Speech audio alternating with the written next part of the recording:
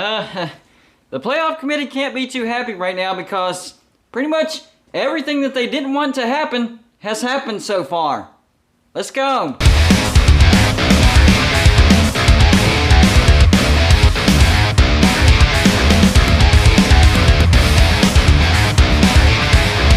Hey, what's going on, everybody? It's me again, Golden and Blue Dude. If you haven't already, go ahead and hit that like and subscribe button. This channel is home of at least one college football video every single day. I'm sure we all realize that the playoff committee wants either 2 SEC teams in or 2 Big Ten teams in as far as the playoffs are concerned. And pretty much exactly what they didn't want to happen has happened. What am I talking about? Well, Alabama lost to Texas A&M. That's not good. But to go on top of that, Texas A&M has 2 losses, Ole Miss has 2 losses, and Auburn has 2 losses. Don't forget to check out my good friends at TriStateWoodSketch.com. All you have to do is send them the picture, and they'll transfer it on the wood. They do family photos, couples photos, logos of your favorite team, all shapes and sizes. Right now, he's running a buy one, get one free special if you mention that Golden Blue Dude scene. Now, for the Big Ten, it's not as bad, but it's not great either. Ohio State grabbed a loss to Oregon early in the season.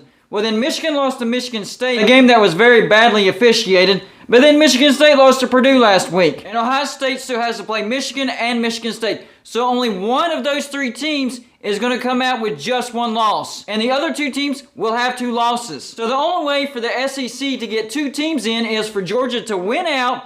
And then whoever wins the West, whether it be Alabama, Auburn, or Texas A&M, beat Georgia in the SEC championship game. So really the SEC is the only Power 5 conference that has the opportunity to put 2 teams in the playoffs this year. Nobody else can do it. Take the Big 12. If Oklahoma wins out, that means they would have beaten Oklahoma State. That would give them 2 losses. If that 2-loss Oklahoma State beat Oklahoma, that would give Oklahoma 1 loss, no conference champion, and the Big 12 might miss the playoffs altogether. A 2-loss champion and a 1-loss runner-up. That would be the worst case scenario for the Big 12, to be honest with you. They either need Oklahoma to win out or Oklahoma State to win out. And Oklahoma has their gauntlet coming up. They have to go to Baylor, then they get Iowa State at home, then they have to go to Stillwater. So it's definitely not a guarantee that Oklahoma is going to go undefeated. Now, to be honest with you, nothing would surprise me right now. So they could put in a 2-loss Alabama, and I would be like, you know, I don't agree with it. I'm a little shocked, but does it completely surprise me? No, not really. Because you'd have the Big 12 champion, whether it's an undefeated Oklahoma or a 1-loss Oklahoma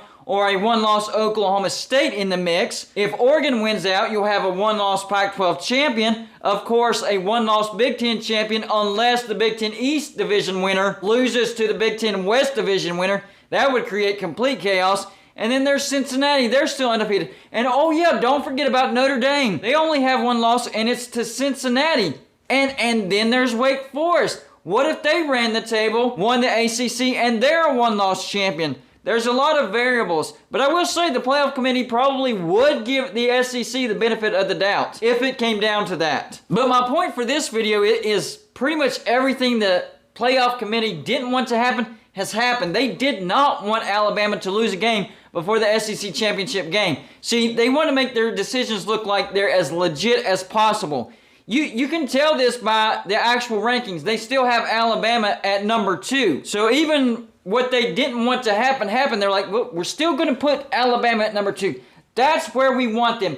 Hopefully, please Lord, let them win out. Let them win out. Finish the season with no more losses and beat Georgia. Please, Lord, I'll never ask you for anything else again. I promise. Please let Alabama do that. I guarantee you that's what the playoff committee is doing right now. Hey, and don't forget about my score prediction contest for my Patreon members. Every single week I pick out 1 game and a tiebreaker game, and I have my Patreons guess the score. Whoever comes the closest wins $20 every single week. And congratulations once again to Paul Riggs. This is the 4th time he's won. Blue members get 1 guess prediction per week, gold members get 2 guess predictions per week, and champion members get 4 guess predictions per week. This week's game is number 8 Oklahoma at number 13 Baylor. And the tiebreaker game is going to be number 16 NC State at number 12 Wake Forest. So go join my Patreon page and send me your score prediction. And another ulterior motive for the rankings that we're seeing is they actually want the playoff expansion to happen sooner rather than later. So maybe they're actually trying to ruffle some people's feathers. People forget that there's a divide in the conferences as to who wants the 8-team expansion and who wants the 12-team expansion. The ACC, the Big Ten, the Pac-12, aka the Alliance, they want the 8-team expansion. The Big 12, the SEC, Notre Dame, and the group of 5 teams want the 12-team expansion. So maybe the playoffs committee's thinking is, hey, if we ruffle some feathers, maybe these conferences will come to an agreement on which expansion they want sooner rather than later. Because that's another hump that the playoff committee has to get over. Because you gotta remember, these things get voted on. That way, expansion happens sooner rather than later. They make a ton of money in these playoffs because they get the big names in there. And on top of that, they get the expansion sooner, so they get to make more money with that as well. So this is all about money. So that is definitely an ulterior motive for the playoff committee. You can bank that one. The funny thing is, if you think about it, everything that needs to happen for Cincinnati to get into the playoffs is actually happening. It's benefiting Cincinnati. The question is, will the playoff committee actually recognize that and actually put Cincinnati in? If Cincinnati finishes undefeated, they have to do that. I get it. Or will they stay blind to that and say, I don't care that Cincinnati went undefeated. I don't care if Alabama grabs another loss. I don't care if the Big Ten East champion grabs another loss. I don't care if the Big 12 goes into chaos. I don't care. Cincinnati is not getting in. We're not going to let them in. That could happen as well. I will say that it was a good sign that they did bump Cincinnati up to 5. They bumped him up one spot, even though Cincinnati didn't look good against Tulsa. That one really made me scratch my head. What kind of mind games is the playoff committee trying to play with us? It doesn't make any sense. Last week they said, Cincinnati didn't look good in their wins. That's why we put them at 6. They didn't look good against Tulsa, but they bumped them up to 5. My mind, stop messing with me, playoff committee. Stop messing with me. So that's one thing that completely confused me about this new rank. They contradicted themselves all over the place.